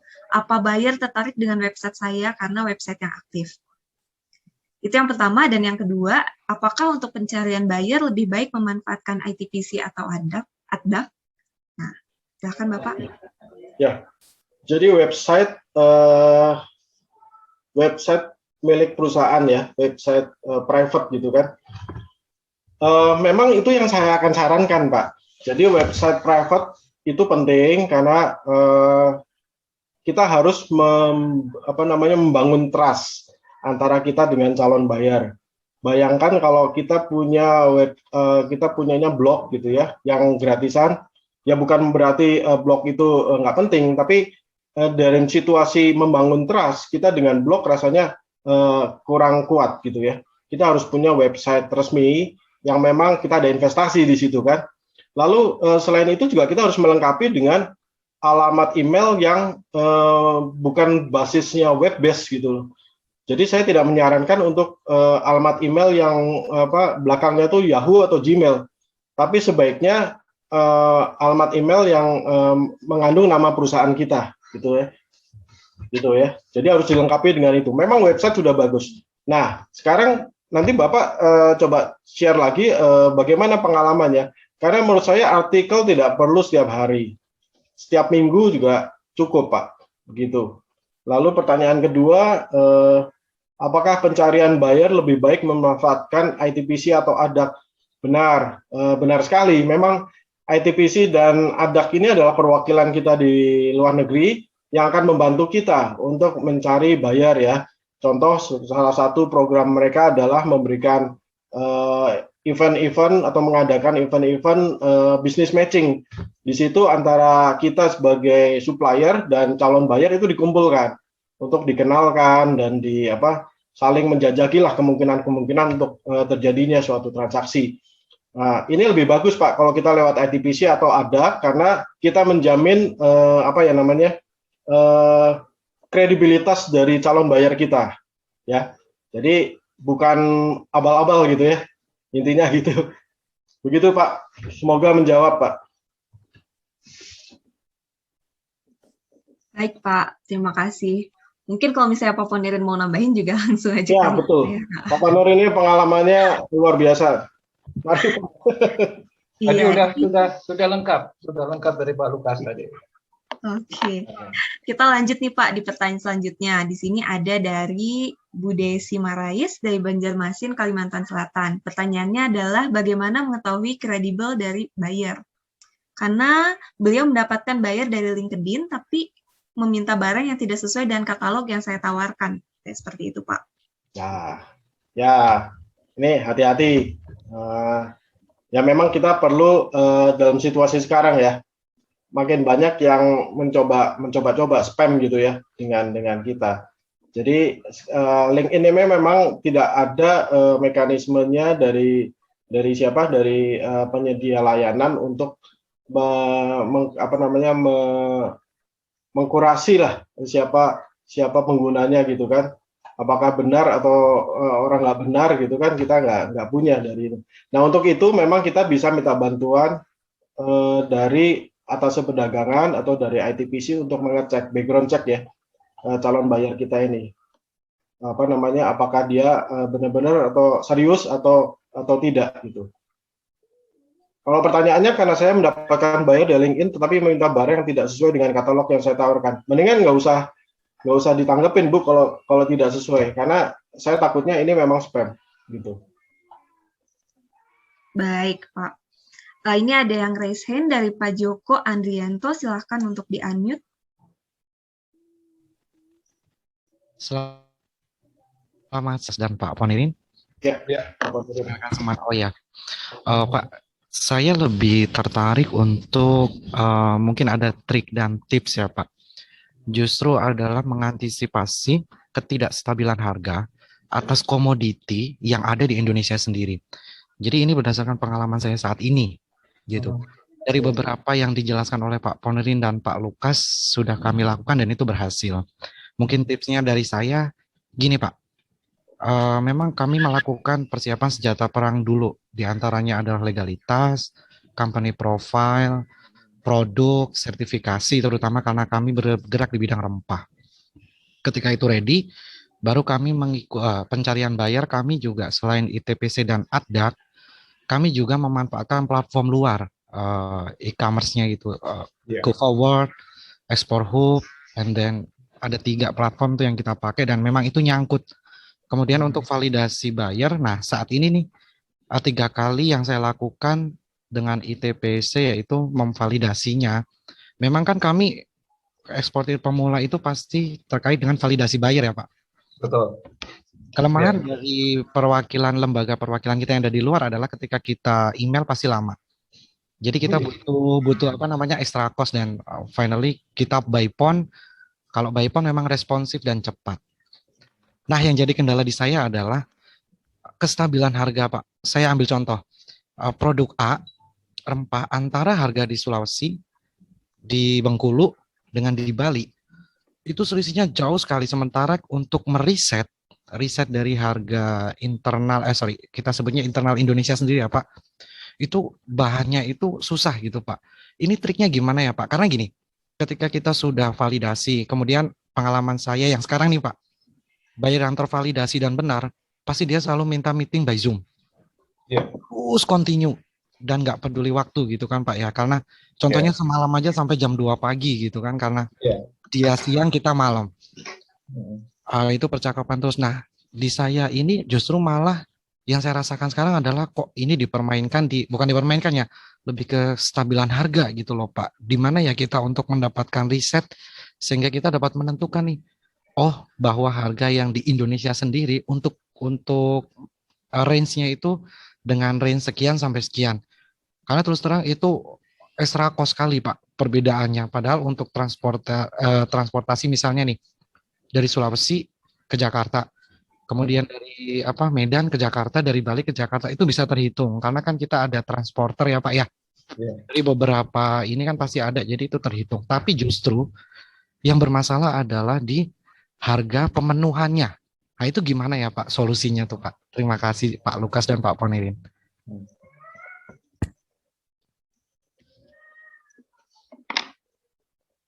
Pak Lukas? Pak Ponirin? Oke. Silakan Pak. Silakan Pak, Bapak dulu atau saya dulu? Silakan duluan. Ya. Kalau boleh saya juga mau sharing mungkin. Oh, Pak Arif ya. Ya. Untuk harga Mas ya. Ya, jadi ya di Indonesia memang harga produk itu bisa beda jauh ya antar kota gitu ya, karena kalau orang ekonomis sih bilangnya pasarnya belum efisien Pak, itu istilahnya. Jadi ya kita nggak bisa memang mempengaruhi harga ya. Yang bisa kita lakukan adalah menerimanya, gitu kan, menerima harga tersebut. Nah, yang biasa saya lakukan dari beberapa source saya dapatkan dengan harga berbeda-beda, terus saya averaging aja. Saya rata-ratakan harganya berapa gitu Mas. Rata-ratanya sih yang bagus bukan rata-rata kasar ya, langsung dirata-ratakan, tetapi rata-rata tertimbang. Jadi misalkan kita ngambil dari kota A itu misalkan 50.000, itu misalkan untuk 2 ton, terus nanti dari tempat lain misalkan cuma 500 kilo, itu harganya berapa, itu jadi dibobot, ditimbang berdasarkan kuantitinya Mas, gitu. Itu sih yang bisa kita lakukan. Jadi kita memang ya tadi nggak bisa ngerubah harga yang ada di pasaran gitu ya. Kita nggak punya apa power untuk mempengaruhi harga kan ya. Kecuali kalau kita pembeliannya udah mendominasi pasar gitu. Tapi kalau belum mendominasi pasar nggak bisa kita mempengaruhi harga pasaran, ya kita terima harga tersebut. Kemudian yang kita lakukan adalah kita ya namanya dengan bayar di luar negeri itu nggak sangat tidak suka dengan kenaikan harga gitu ya, atau harga yang berubah-ubah gitu ya. Jadi ya yang bisa kita lakukan adalah kita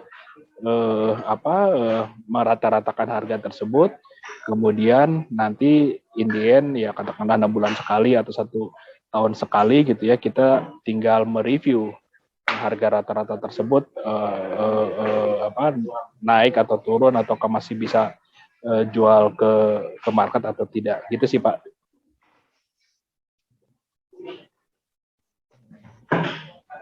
Baik Pak Arif, untuk Ya, Pak Arif, terima kasih. Ada yang mau nambahin? Nanti kalau mau konsultasi bisa lewat WA aja Mas, untuk hitung harganya segala macam ya, supaya lebih detail. Oh, oke, baik Pak Arif, terima kasih Pak Arif. Ya. Baik, untuk penanya selanjutnya, Pak Tri Andi yang udah raise hand, ini yang raise hand tadi atau baru ya? Silakan di-unmute aja Pak. Oh, hilang langsung. Oke, sekarang langsung yang dari penanya lewat chat ya Pak ya. Di sini ada Pak Muhammad Fatah.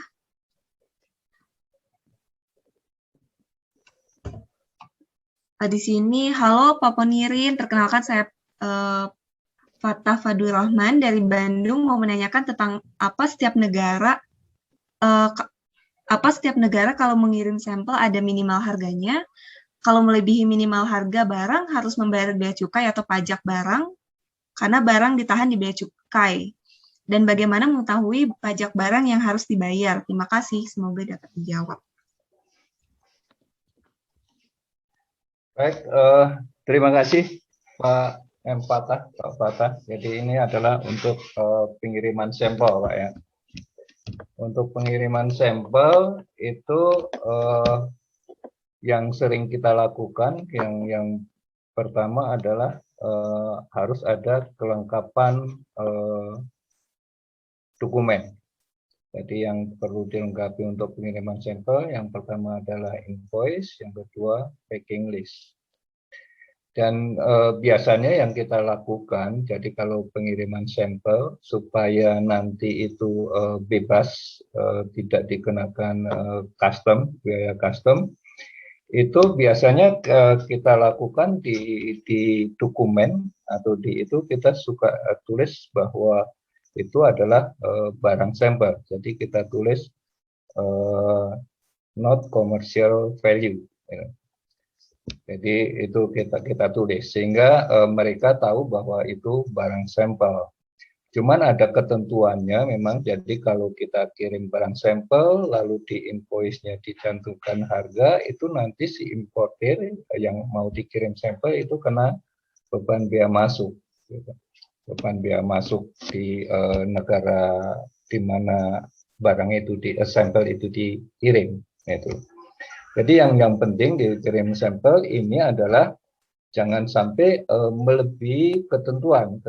Jadi kalau peraturan sekarang itu tidak boleh lebih dari 75 US dollar, itu udah kena biaya cukai. Cuman kalau di bawah itu atau kalau di kiloin itu tidak boleh lebih dari 100 kilo. Itu masih bisa untuk kirim sampel, cuman harus dilengkapi dokumen. Jadi dokumen packing list, lalu invoice, dan biasanya ada sertifikasi itu biasanya dikeluarkan pada saat kita akan melakukan pengiriman, di mana kita akan melakukan pengiriman. Kalau di kantor pos nanti bisa juga diurus, diisi itu untuk dokumen pitunya. Itu untuk pengiriman itu. Biasanya itu kalau untuk pengiriman sampel itu kan ada ketentuannya, ada komitmen Indonesia dengan negara tujuan itu. Jadi kalau seandainya kita sudah mempunyai perjanjian perdagangan dengan negara mitra FTA, lalu kita kirim sampel, contohnya kita kirim sampel ke Australia, itu sudah ada komitmen bahwa untuk pengiriman sampel itu free. Jadi di custom mereka bebas, itu dilengkapi dengan dokumen yang saya sebutkan tadi. Itu kira-kira, Pak. Oh iya, baik Pak, terima kasih Pak. Baik, ini ada penanya juga dari Pak Tri Andi, silakan Pak untuk di-unmute.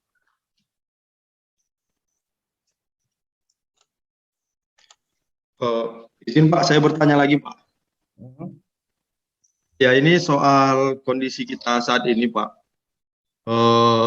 Kita sekarang kan untuk mau ekspor, selain dari mencari buyer, kalau kita sendiri yang udah saya sudah lakukan ekspor walaupun baru beberapa kali Pak.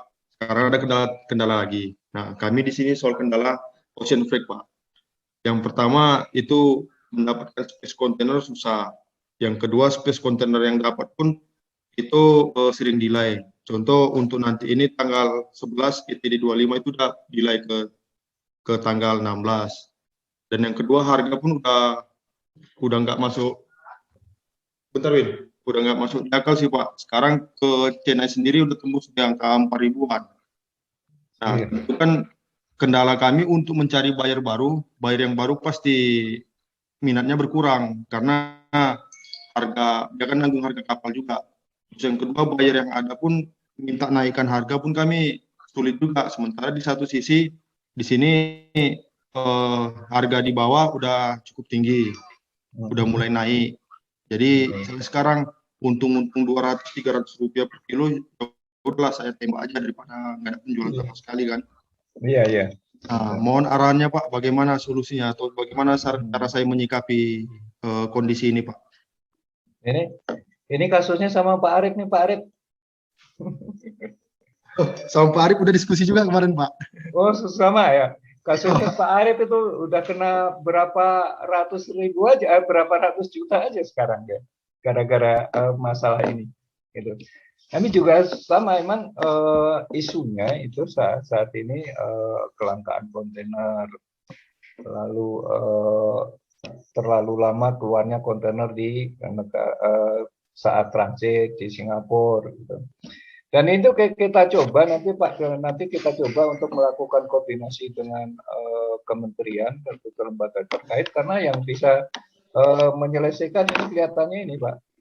Harus government.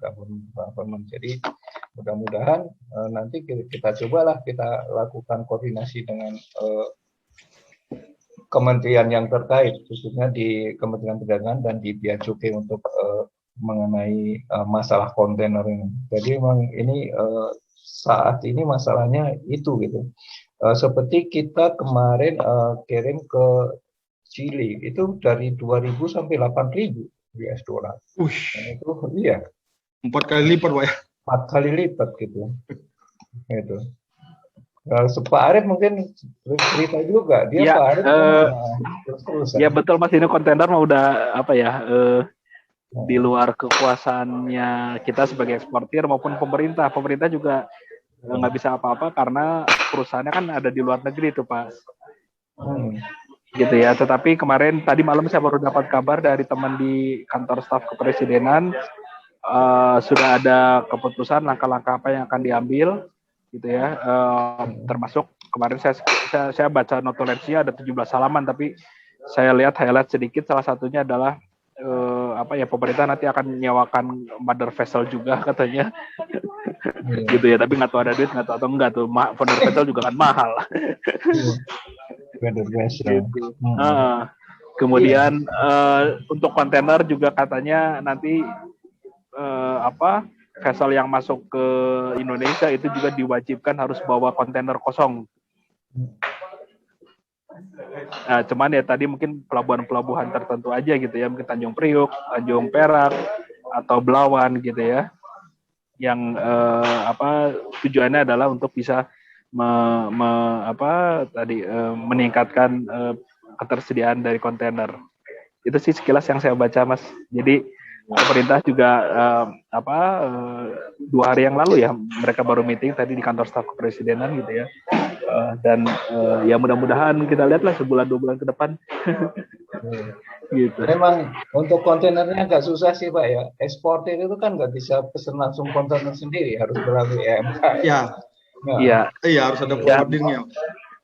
Iya. Iya, masalahnya kapal itu ya tadi kalau mau bawa kontainer kosong juga kan ada cost ya bagi mereka gitu ya, mereka nggak mau nanggung, tapi tadi pemerintah mengupayakan pakai peraturan Menteri Perhubungan kalau mau masuk ke Indonesia harus bawa kontainer kosong. Iya betul Pak itu Pak. Ya Pak itu Pak, terima sama Pak kita masalahnya.